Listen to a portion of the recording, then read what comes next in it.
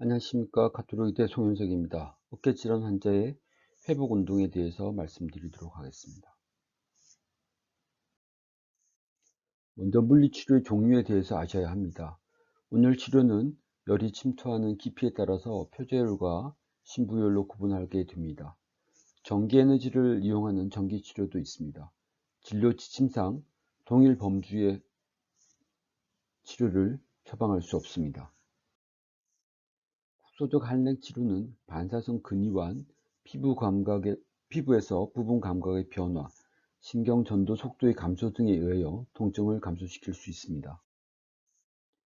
다음으로는 회복 운동에 대하여 알아보겠습니다. 저자나 교과서에 따라서 회복 운동의 단계 구분은 조금씩 차이가 있습니다.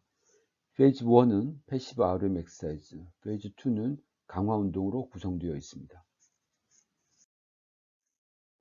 오베드 애슬릿에서 보이는 내외전 운동 범위의 감소를 보이는 것을 거드라고 합니다.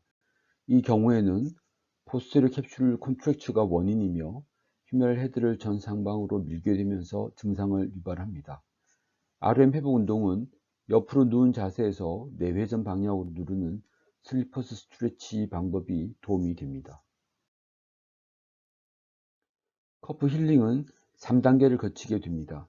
1단계가 7일까지, 2단계가 3주까지이며 이때 타입 3 콜라겐이 생깁니다. 이후 단계에서 성숙된 타입 1 콜라겐으로 대체되게 됩니다.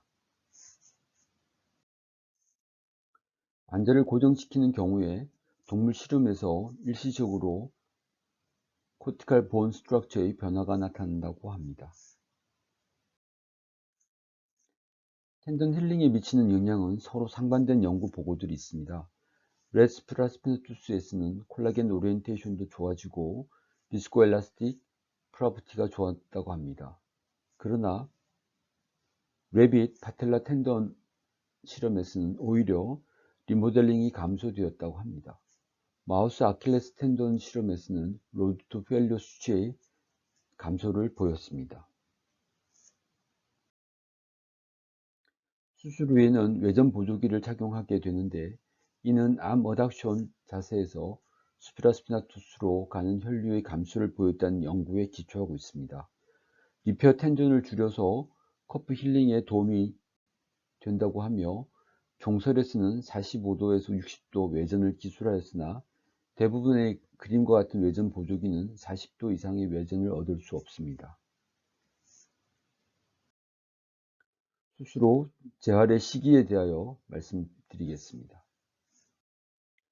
조기 재활을 반대하는 의견들은 최종 결과에 영향이 없었고 초기 통증 감소를 보장해 주지 않았으며 2cm 이상의 크기에서는 재파열률이 높았다고 보고하였습니다. 그러나 조기 재활을 찬성하는 의견들은 8에서 16주에서 의미 있는 차이를 보였으며 늦게 재활시킨 경우에는 SSD 점수가 낮고 최종 출시한 ASES 점수가 낮았다고 합니다. 2014년 발표된 종설에서는 절반가량 조기 재활에 찬성하였고 조기 재활하면 통증 감소와 기능 회복이 빠르다고 하였습니다. 조기 재활을 반대하는 의견들은 결과에 차이가 없었다고 보고하였습니다. 2016년 발표된 종설에서도 절반가량 찬성하는 의견이었습니다. 아직 결론에 합의한 것은 아니지만 조기 재활에 반대하는 경향으로 흘러가는 듯해 보입니다. 커프 리페어 후 재활 단계는 6주부터 액티브 RM, 12주부터 강화 운동이 이루어집니다. 다른 논문에서는 6주, 12주, 4개월, 5개월로 구분짓기도 합니다. 페이즈 1 RM은 수동으로 하는 펜들룸, 누워서 하는 엘리베이션, 익스터널 로테이션입니다. 콜라겐 힐링에 도움이 되는 젠틀 스트레스를 주는 목적입니다. 페이즈 2 RM은 액티브 어시스트 엑서사이즈이며 인터널 로테이션, 호라이전탈 어덕션, 익스텐전 등으로 구성되어 있습니다. 다음으로는 강화 운동에 대하여 말씀드리겠습니다. 페이즈 1 스트렝스닝은 초기의 로 리지스턴스 엑서사이즈에 해당합니다.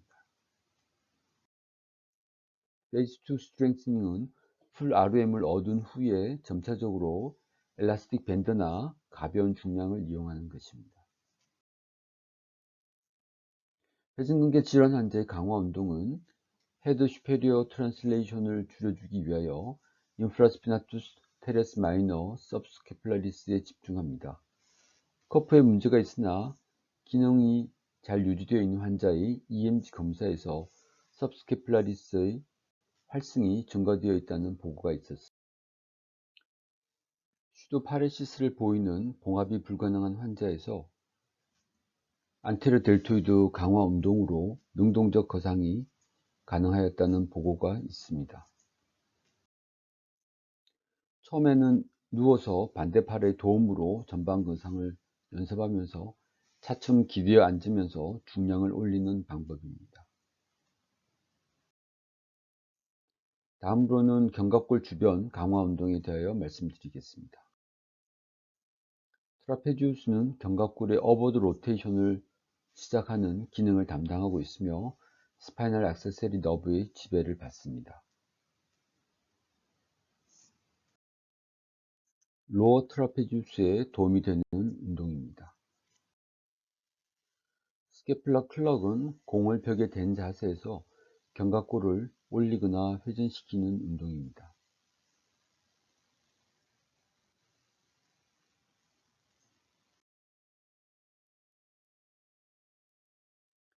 프로트랙션, 리트랙션 운동이 있습니다. 견갑골을 뒤로 젖힌 상태로 10초 유지하고 다시 릴렉세이션 하는 방법입니다.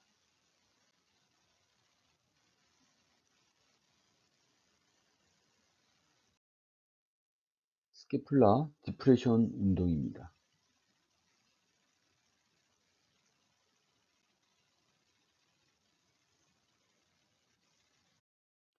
프론 풀캔 운동은 누운 자세에서 엄지가 상방을 향하고 중량을 들어 올리는 운동입니다. 프론 풀캔 운동과 프로트랙션, 리트랙션 운동을 결합하는 방법입니다.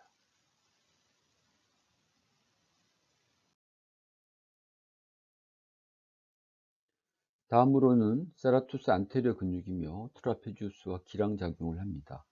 신경은 롱소라식 너브의 지배를 받습니다.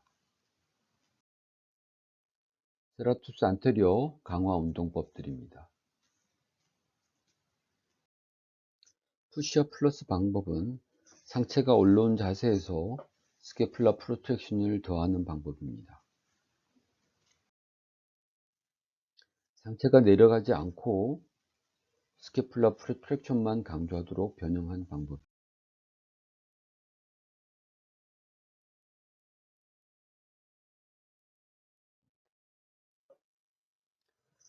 세라투스 안테리어 펀치 방법입니다.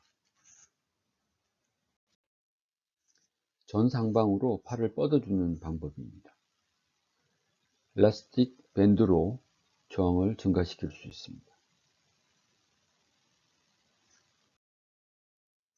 스캡쇼는 팔꿈치를 뻗은 상태에서 스캐플라 플레인으로 중량을 들어 올리는 방법입니다.